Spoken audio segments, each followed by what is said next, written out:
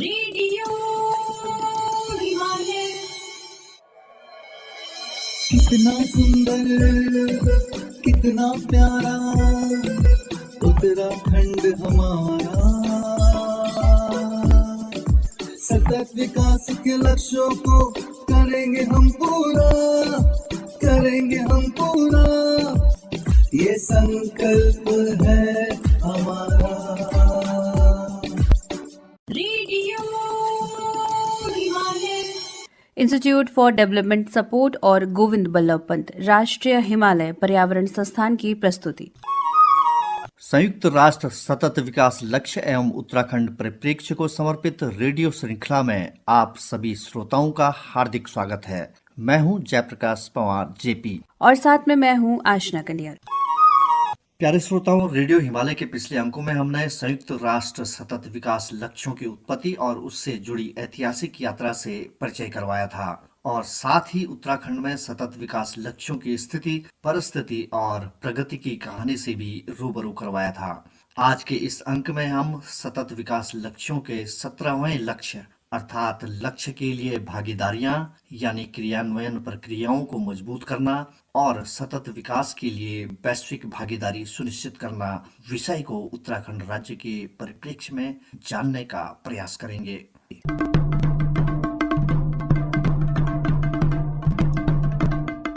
प्यारे श्रोताओं, Uttarakhand centre for public policy and good governance नियोजन विभाग उत्तराखंड राज्य ने भी सबका साथ, सबका विकास व सबका विश्वास सिद्धांत के आधार पर सतत विकास लक्ष्यों को प्राप्त करने की दिशा में अपने कदम बढ़ाए हैं। 17वें लक्ष्य अर्थात लक्ष्य के लिए भागीदारियां यानी क्रियान्वयन प्रतिक्रियाओं को मजबूत करना और सतत विकास के लिए वैश्विक भागीदारी सुनिश्चित करने हेतु उत्तराखंड सरकार ने कुछ लक्ष्य तय किए हैं। उत्तराखंड राज्य में 17वें लक्ष्य अर्थात लक्ष्य के लिए भागीदारियां हेतु राज्य में कर एवं अन्य राजस्व संग्रह करने हेतु विभिन्न घरेलू संसाधन जुटाने की प्रक्रिया को मजबूत करना, विकास हेतु सहायता में 0.7% सकल राष्ट्रीय आय प्रदान करने के लिए प्रतिबद्धताओं का क्रियान्वयन करना तथा विभिन्न स्रोतों से अतिरिक्त वित्तीय संसाधन जुटाना है।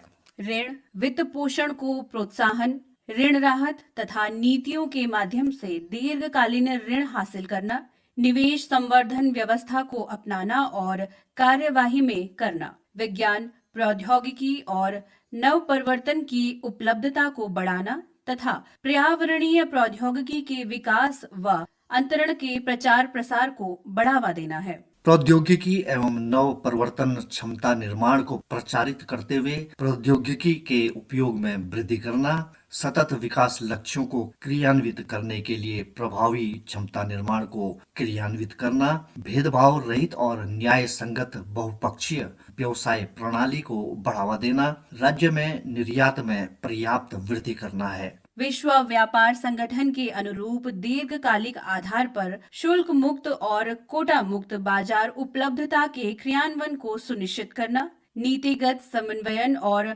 सामंजस्य से राज्य में आर्थिक स्थायित्व में वृद्धि करना, सतत विकास के लिए नीतिगत सामंजस्य को बढ़ावा देना तथा गरीबी उन्मूलन एवं सतत विकास हेतु नीतियां तैयार करने तथा क्रियान्वयन करने के लिए नीतिगत संभावनाओं और नेतृत्व को आधार करना है। सतत विकास लक्ष्यों की उपलब्धि में सहायता के लिए ज्ञान, विशेषज्ञता, प्रौद्योगिकीय एवं वित्तीय संसाधन जुटाना, सार्वजनिक व निजी तथा सामाजिक संस्थाओं में भागीदारी को प्रोत्साहित करना, उच्च गुणवत्ता युक्त, समयबद्ध और विश्वसनीय डाटा में पर्याप्त बढ़ोतरी करने के लिए राज्य में क्षमता निर्माण करना तथा सकल घरेलू उत्पाद में योगदान देने और सांख्यिकी क्षमता निर्माण में सहायता प्रदान करने हेतु सतत विकास संबंधी सूचकांकों के लिए मौजूदा प्राथमिकताओं को मजबूत करना है। प्यारे श्रोताओं, Uttarakhand centre for public policy and good governance नियोजन विभाग ने इन लक्ष्यों को प्राप्त करने के लिए महत्वपूर्ण संकेतकों को तय किया है, जिससे लक्ष्य की प्रगति का आकलन किया जा सके। लक्ष्य का आकलन राज्य सकल घरेलू उत्पाद व जिला घरेलू उत्पाद का घरेलू करों GSDP व डीडीपी से प्रगति का आकलन किया जा रहा है। राजस्व अधिशेष घाटा जीएसडीपी व डीडीपी के लिए राजकोषीय घाटा, ऋण की औसत लागत, सार्वजनिक ऋण पर राजस्व प्राप्ति पर भुगतान, राजस्व प्राप्ति के लिए सार्वजनिक ऋण का अंश, सकल घरेलू उत्पाद व जिला घरेलू उत्पाद में कर का अंश, सकल घरेलू उत्पाद में विदेशी व आंतरिक ऋण सेवा का प्रतिशत तथा इंटरनेट का उपयोग करने वाले व्यक्तियों के अनुपात से लक्ष्य की प्रगति का आकलन किया जा रहा है। रेडियो हिमालय। यह रेडियो कार्यक्रम इंस्टीट्यूट फॉर डेवलपमेंट सपोर्ट और गोविंद बल्लभ पंत राष्ट्रीय हिमालय पर्यावरण संस्थान के सौजन्य से प्रस्तुत किया जा रहा है। रेडियो हिमालय, पहाड़ों की आवाज गांव से दुनिया तक। संयुक्त राष्ट्र द्वारा निर्धारित सतत विकास लक्ष्य एवं उत्तराखंड परिप्रेक्ष्य को समर्पित पाक्षिक रेडियो श्रृंखला रेडियो हिमालय सुनना न भूलिएगा। हर महीने की 15 व 30 तारीख ठीक 6 बजे साय सिर्फ और सिर्फ 100.5 FM आकाशवाणी देहरादून पर। रेडियो हिमालय।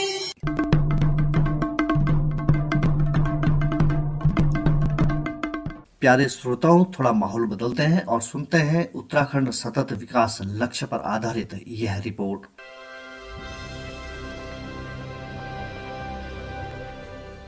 उत्तराखंड में गरीबी उन्मूलन, भुखमरी खत्म करने के लिए स्थानीय संसाधनों से आजीविका बढ़ाने और क्षेत्र के आर्थिक विकास के लिए शानदार प्रयास किए जा रहे हैं। गरीबी और भुखमरी खत्म करने के लिए बेहद जरूरी है किसी क्षेत्र विशेष में आर्थिक गतिविधियों को बढ़ावा देना। पौड़ी के फलसवाड़ी गांव में स्थापित है गढ़वाल हिल्स कोऑपरेटिव सोसाइटी का मशरूम कंपोस्टिंग सेंटर, जहां प्रत्येक 20 दिन के अंतराल पर 15 टन कंपोस्ट तैयार होता है। सेंटर के जरिए 100 से ज्यादा महिलाएं मशरूम कंपोस्टिंग की ट्रेनिंग ले चुकी हैं और वर्तमान में करीब 45 स्थानीय महिलाएं मशरूम उत्पादन से अच्छी आमदनी भी कर रही हैं। मशरूम कंपोस्टिंग सेंटर में 14 स्थानीय लोगों को प्रत्यक्ष तौर पर रोजगार मिल रहा है। जो ये ग्रोथ सेंटर का जो मॉडल है, इसमें बेसिकली क्या है कि एनआरएलएम की यहाँ पे अगल बगल के क्लस्टर की जितनी भी महिलाएं हैं वो हमसे जुड़ी हुई है और हमारा उनका अपने साथ में जोड़ने का मकसद यही है कि अब आज की डेट में उनको अपने कंपोस्ट के लिए, अपने कंपोस्ट खाद के लिए परेशान नहीं होना पड़ता है कि मैं उनको बने बनाए बैग हम लोग यहाँ से तैयार करके दे देते हैं और वो आसानी से जो है कि अपने घरों में वो बैग रख करके मशरूम का उत्पादन कर रही है। उत्तरकाशी के बड़कोट निवासी जगमोहन राणा भी पहाड़ों में सेब उत्पादन कर स्थानीय स्तर पर लोगों को न सिर्फ आत्मनिर्भर बना रहे हैं बल्कि गरीबी उन्मूलन में भी योगदान दे रहे हैं। जगमोहन राणा ने पूरी 1200 से ज्यादा स्थानीय काश्तकारों को यमुना वैली स्वावलंबी सहकारिता समूह से जोड़ा और उन्हें सेब उत्पादन की ट्रेनिंग दी। इसी का नतीजा है कि आज हाई डेंसिटी सेब उत्पादन से यमुना वैली के अधिकतर काश्तकारों की आमदनी में इजाफा हुआ है। इतना ही नहीं, मशरूम उत्पादन और अन्य स्थानीय उत्पादों की प्रोसेसिंग से यमुना वैली समूह से जुड़े किसानों को अच्छी आमदनी हो रही है। गरीबी उन्मूलन के साथ भुखमरी खत्म करना एक बड़ी चुनौती है। डॉक्टर सुरभि जायसवाल का बिल्डिंग ड्रीम्स फाउंडेशन 2017 से देहरादून के स्लम एरिया में रह रहे हजारों बच्चों की उम्मीदों को पंख लगा रहा है।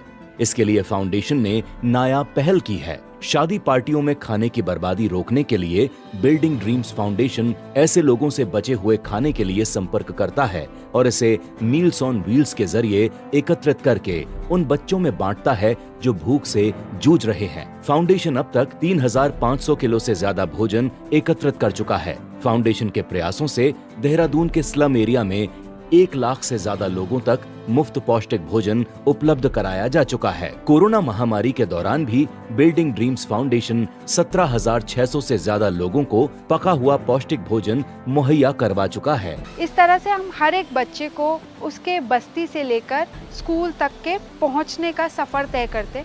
इसके साथ में उसका खाने पीने का हम ध्यान रखते हैं। हम हर एक बच्चे जो भी हमारे साथ इन्वॉल्व है उन बच्चों को हम खाना प्रोवाइड करते हैं। देहरादून में शादी पार्टी, होटल, हॉस्टल, रेस्टोरेंट में जो भी खाना बच जाता है, अच्छी कंडीशन में होता है, उसको पिकअप करके हम देहरादून के बस्तियों तक पहुंचाते हैं। अभी तक हम देहरादून के 21 बस्तियों तक खाना पहुंचाए हैं और पिछले 7 सालों में 12 लाख से भी अधिक खाना वेस्ट होने से बचाया है। इसी तरह बागेश्वर की रहने वाली महिला किसान खष्टी कोरंगा भी 2500 से ज्यादा स्थानीय महिलाओं को वैज्ञानिक विधि से खेती करना सिखा रही हैं। खष्टी कोरंगा ने महिलाओं के समूह बनाकर उन्हें बीज के चयन, रोपाई और बागवानी में नए प्रयोगों, उत्पादों की पैकिंग आदि की सही जानकारी दी।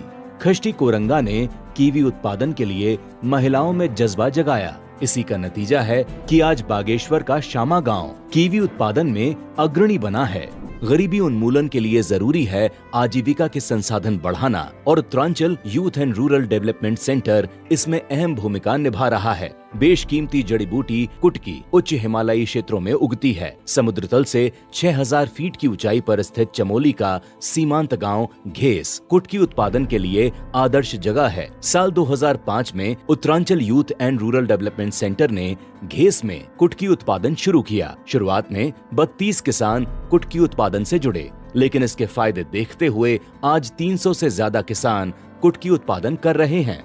मौजूदा समय में घेस में 5 टन कुटकी उगाई जा रही है, जिसकी फार्मा कंपनियों को सीधे बिक्री की जा रही है। कुटकी उत्पादन से प्रत्येक किसान सालाना 2 लाख रुपए तक की कमाई कर रहा है और उनकी आजीविका सतत रूप से चल रही है। घेस के अलावा हिमनी, रमानी, पडैर गांव में भी कुटकी उत्पादन अपनाया जा रहा है। हम यहाँ पे 2001 से जड़ी बूटी की खेती कर रहे हैं।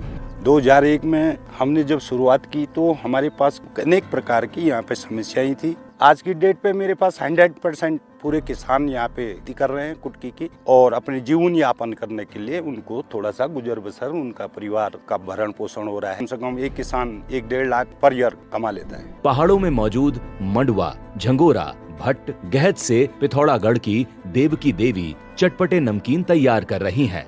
कुमाऊं नमकीन उद्योग सैकड़ों महिलाओं की आजीविका संवारने में मददगार बन रहा है।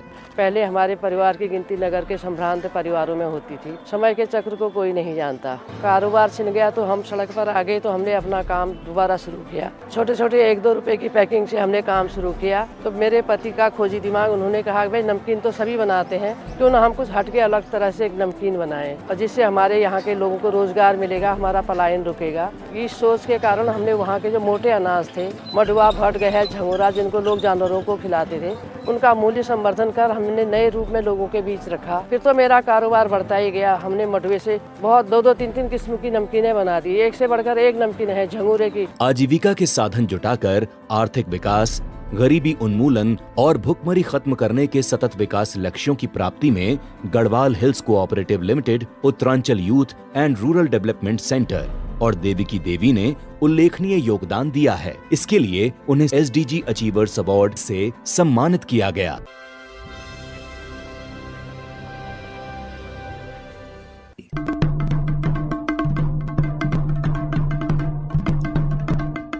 यह report centre for public policy and good governance Uttarakhand सरकार की सौजन्य से प्राप्त हुई है। प्यारे श्रोताओं, आपको रेडियो हिमालय का यह कार्यक्रम कैसा लग रहा है? हमें अपनी प्रतिक्रियाओं से जरूर अवगत करवाएं। संयुक्त राष्ट्र सतत विकास लक्ष्य एवं उत्तराखंड परिप्रेक्ष्य के विषय को लेकर आप अपनी मौलिक कविताएं, स्लोगन, लेख, कहानी, नाटक या विचार हमें ईमेल और व्हाट्सएप के माध्यम से भेज सकते हैं।